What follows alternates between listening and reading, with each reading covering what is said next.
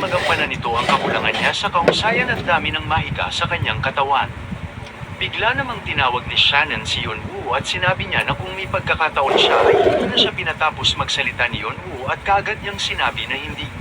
Sinabi naman ni Shannon na bagaman ay wala pa siyang sinasabi. Tugon naman ni Yonwoo na alam niya na kung ano ang hihilingin niya sa kanya. Sinabi naman ni Shannon na hindi niya naiisip na magiging kasamahan niya ang taong yun at kung tumanggi siya ay pwede ba niyang lamunin yun. Tugon naman ni Yonwoo na hindi pwede dahil pinaplano niya na idadagdag niya ito sa kanilang hukbo kung posible dahil pagtapos niyang ma-absorb ang kapangyarihan ng 4 na maalamat na hayop ay nagawa niya ring makuha ang kaluluwa ng taong yun kahit na unti-unti na sana itong mawawala at mabuti na lang ay nakuha niya pa ito at napunta sa kanyang koleksyon ng kaluluwa. Agad niya namang pinalabas ang taong kanilang pinag-uusapan at ang taong ito ay ang Saber God. Hanggang dito na lang muna mga bossing. Kung gusto mong subaybayan ang kwentong ito, mag-like, comment, subscribe at i-hit mo na rin ang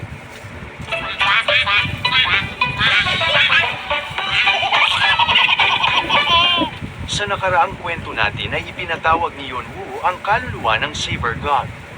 At sa pagpapatuloy ng kwento, pagkalabas ng Saber God ay sinabi ni Yonwoo sa kanya na dediretsuhin niya na ito at sinabi niya na magtrabaho ito para sa kanya nang sa ngayon ay masagip niya ang kanyang anak. Nang marinig yun ng Saber God ay laking gulat niya naman at agad niyang tinanong na kung buhay pa ba hanggang sa ngayon ang kanyang anak dahil dapat ngayon ay patay na ito dahil wala na ang Asher Sword Clan at sinabi niya pa na nagawa niya pang makasilip sa labas nang magkaroon pa siya ng kamalayan at natitiyak niya naman na hindi nito alam ang patungkol sa Red Dragon at Asher Sword Clan pagtapos ng digmaan kaya naman tinanong niya si Yonwoo na kung sa tingin niya ba ay paniniwalaan niya ito. Sinabi naman ni Yonwoo sa kanya na wala siya sa posisyon upang hindi niya siya paniwalaan at kung hindi niya ito pinaniniwalaan ay sundan niya na lang siya. Makalipas ang ilang minuto ay tumungo na sila sa kanilang pupuntahan at nang makarating na sila ay tinanong naman siya agad ng Saber God na kung ano ba ang kanyang pinaplanong gawin at kung ito ba ang nayon ng isang sungay na tribo. Minungkahi naman ni Yonwoo sa kanya na tignan niya ang nasa unahan nila.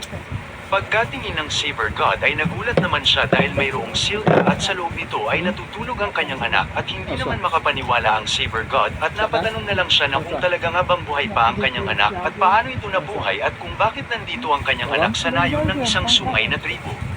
Ipinaliwanag naman ni Yonwoo na patago niyang dinala dito ang kanyang anak bago pa man magsimula ang digmaan nung inutusan siya ni Bahal na ligpitin na ito dahil si Bahal ay masyadong tamad upang siya ang umasikaso nito. Namuo naman ang galit ng Saber God sabay sabi niya pa na alam niya na walang plano si Bahal na buhayin pa ang kanyang anak at labis naman ang galit niya sa Red Dragon dahil dun.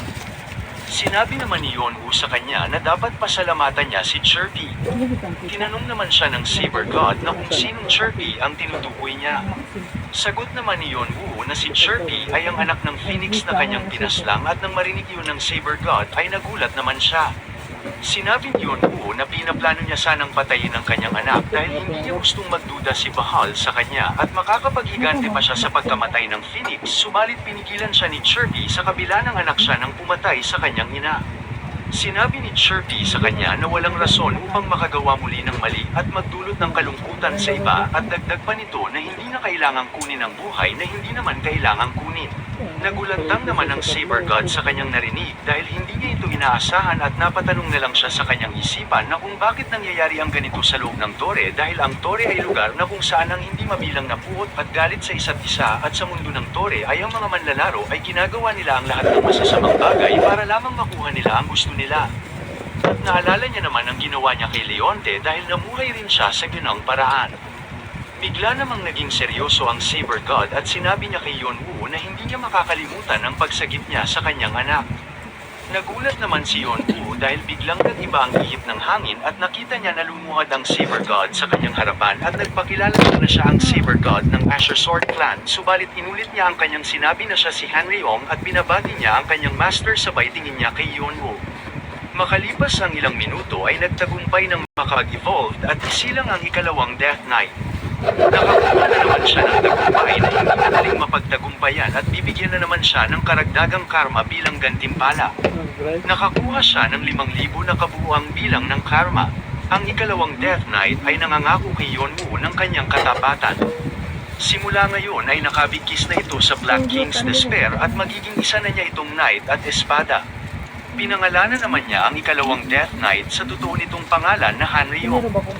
Ang katapatan nito ay tumaas sa 15 at ang kanyang pagkontrol dito ay tumaas din sa 5. Nakakaramdam naman si Hanryong ng kabigatan sa katawan. Lumabas sa kanyang sistema na si Hanryong ay hindi nito kinakaya ang rango ng kanyang kaluluwa kaya naman bababa ang mga katangian nito. Ang lahat ng kanyang katangian ay mas bumaba ng gusto. Nang makita yun ni Yunwoo ay naisip niya naman na parang mas lalong bumaba ang lahat ng stats nito kahit na mayroon pa itong taglay na itim na enerhiya ay ang kanyang katawan ay lubhang-hangin na kumpara nung siya pa ay isang high ranker. Ang katangian ni Hanryong ay muling itinalaga subalit ang rango ng kanyang kaluluwa ay nananatili pa rin sa potensyal nito. Maibabalik niya pang muli ang dati niyang rango hanggat patuloy siyang lumalakas sa makatuwid ay pinayuhan siya ng sistema na magmabilis na siyang magpalakas. Sa isip-isip naman ni Yonwoo na parang hindi niya naman ito dapat problemahin dahil hindi rin naman nawala ang rango nito at maibabalik pa rin naman ito ang dati nitong kapangyarihan sa kahit anong oras. Yumuko naman si Hanryong sa kanyang harapan at sinabi niya kay Yonwoo na mayroon sana siyang kahilingan na gusto niya sanang magpatulong upang makakuha siya ng 9 na espada at tinawag niyang master si Yonwoo. Tinanong naman siya ni Yonwoo na kung kailangan niya ba ng 9 na espada dahil sa kanyang kasanayan. Sumagot naman si Hanryong na oo dahil mayroon siyang 2 signature na kasanayan. At ibinaliwanag niya naman kay Yonwoo na ang kanyang signature na kasanayan ay ang tinatawag na The Grave of the Nine Swords at ang ikalawa naman ay ang tinatawag na Sword Whirlpool at ang dalawa nitong signature na kasanayan ay may striktong kondisyon at kinakailangan nito ang pinakamatibay na espada bago niya magamit ang kanyang kasanayan. Dagdag niya pa na maraming espada ang kinakailangan upang magamit niya ang kanyang kasanayan at kung mas matibay ang espada ay mas malakas ang kanyang kasanayan. Napabuga naman ng hangin si Yonwoo at inutusan niya si Hanryong na mayroong mga ilan na espada sa entry niya kaya naman kumuha siya ng ilan upang magamit niya sa ngayon at dagdag niya pa na mangungulekta siya ng espada para magamit niya sa hinaharap. Nagpasalamat naman agad si Hanryong sa kanya at naisip naman ni Yonwoo na pinaplano niya rin naman na maghanap at napagdesisyonan niya naman na kailangan niyang puntahan si Henova. Makalipas ang ilang linggo ay may nagaganap na bakbakan sa bundok at dito parang may kinakalaban ang ating bida at seryoso ito at naisip niya na ang kapangyarihan ng kanyang kalaban ay sadyang napakalakas. At dito ang kanyang kalaban ay ang Martial King at papasugod na ito sa kanya habang siya ay nakatayo lamang at agad namang nag-ipon ng kapangyarihan sa mga kamao ang Martial King habang umiilaw ang mata nito na tila ba ay galit na galit ito habang si Yunwoo naman ay inaabangan ng pag-atake ng Martial King sa kanya subalit labis naman ang pangamba niya dahil ayon sa kanya na kung matatamaan siya ng kamao ng Martial King ay nasisigurado niya na maglalaho na lang siya at napagtanto niya naman na ang Martial King daw ay hindi dapat kalabanin habang tinatawag niya ang kanyang kapangyarihan kaya naman pagdesisyonan niya na ipalabas ang kanyang tinatagong kapangyarihan at habang nagaganap yun ay sa isip-isip niya na gusto niya sanang itago ang kanyang kapangyarihan subalit ang kanyang kalaban ay ang Martial King na kahit gamitin niya pa ang buong niyang lakas ay hindi niya pa rin itong magagawang matalo at ayon pa sa kanya na mas mabuti nang ipakita ang kanyang tinatagong kapangyarihan kaysa mamatay pa siya. At ibinalabas niya naman ang kanyang Heavenly Wing Mana Control at naiwasan niya naman ang pag-atake ng Martial King sa kanya. Get the top restaurants in town delivered straight to your door. Download the Foodpanda app and order food you love.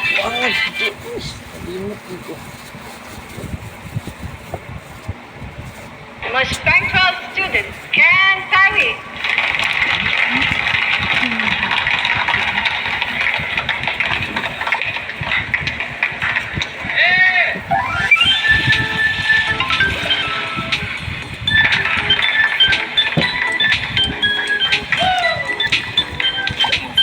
Aabot ka sa ganap. Napahanga naman ang Martial King sa kanya dahil sa wakas ay ipinalabas niya na ang kapangyarihan nito at bigla siyang tumalon upang sugurin si Yonwoo.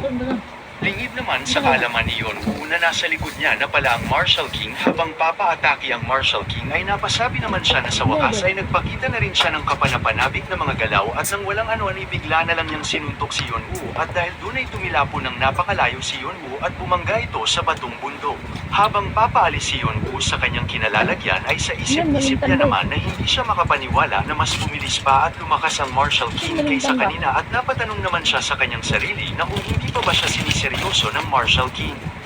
Kaya naman napagtanto niya na ito pala ang totoong lakas ng Martial King. Pinalakas naman ni Yonwoo ang kanyang kapangyarihan dahil ayon pa sa kanya na hindi siya papayag na bugbugin lamang siya at bigla niya namang pinakawalan ang kanyang kasanayan na tinatawag na Divine Flames of the Blue Spirit, kasabay nito ang Fire Rain na nakuha niya mula kay Bahal. Habang nakikita naman yun ng Martial King at nang papalapit na ang pag-atake ni Yonwoo sa kanya ay sinabi niya naman habang naghahanda siya ng pag-atake na parang papayagan niyang matamaan siya ng kanyang pag-atake habang siya ay nakangiti. Maya-maya pa ay bigla na lamang napalitan ang kanyang ngiti ng pagtataka dahil nagawa siyang pigilan ng pag-atake ni Yonwoo at tumawa na lamang ito ng napakalakas. Subalit nagawa niya namang iwasan ang pag-atake ni Yonwoo at habang naglalakad siya sa pagitan ng kapangyarihan ni Yonwoo ay napasigaw naman siya na parang mas lumakas ito at dagdag niya pa na napakaganda ng kombinasyon ng kanyang teknik. Napangiti naman siya at sinabihan niya si Yonwoo na mayabang pa rin ito dahil hindi siya makapaniwala na tinatago niya ang kanyang kapangyarihan habang naglalaban sila.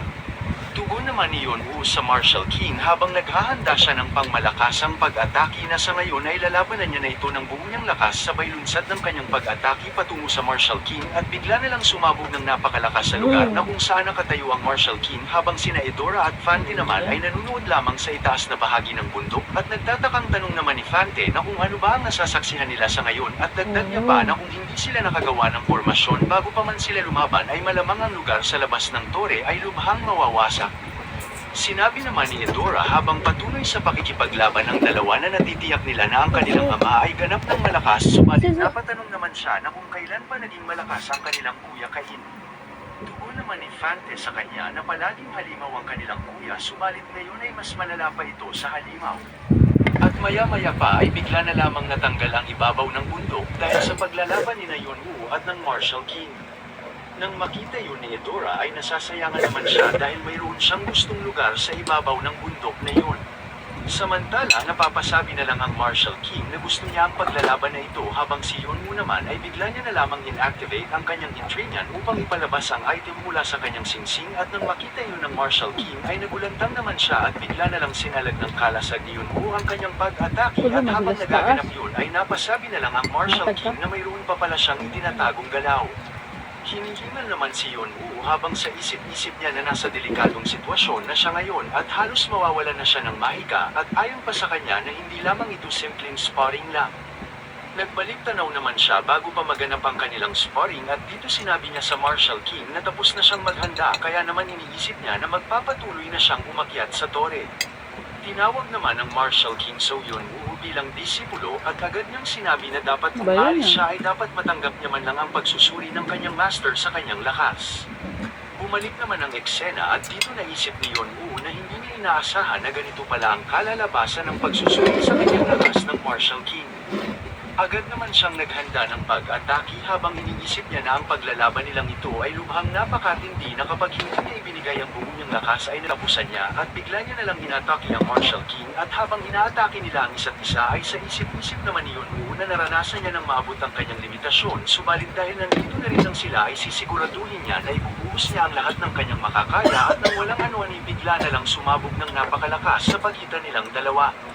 Maya-maya pa makalipas ang ilang sandali ay hamon pa na ang tensyon at nawasak na ang paligid at bitak-bitak na ang mga bato. Habang si Yonwoo naman ay hingal na parang pilit hinahabol ang kanyang hininga at papalapit sa kanya ang Martial King ay sinabi naman ni Yonwoo na natalo siya habang hingal pa rin siya. Wala namang naging tugon ng Martial King sa kanya at pinagmasdan niya lamang ito at sa isip-isip niya na sa kabila ng paglabas niya ng huling kapangyarihan niya kahit na nasa kritikal na kondisyon na siya ay mas nilalampasan niya pa ang kanyang limitasyon at lumalakas palagi at na-curious naman siya kung hanggang saan ang maabot niya. Ayon pa sa kanya na ang resulta ng kanilang sparring na dalawa na halos kalahating buwan ay mas lumakas pa siya at wala na siyang natitirang ituturo pa sa kanya. Masaya namang tinawag ng Martial King si Cain at tumugon naman si Yonwoo ng may paggalang na kung ano yun. At sinabi naman ng Martial King sa kanya na pwede na siyang umalis.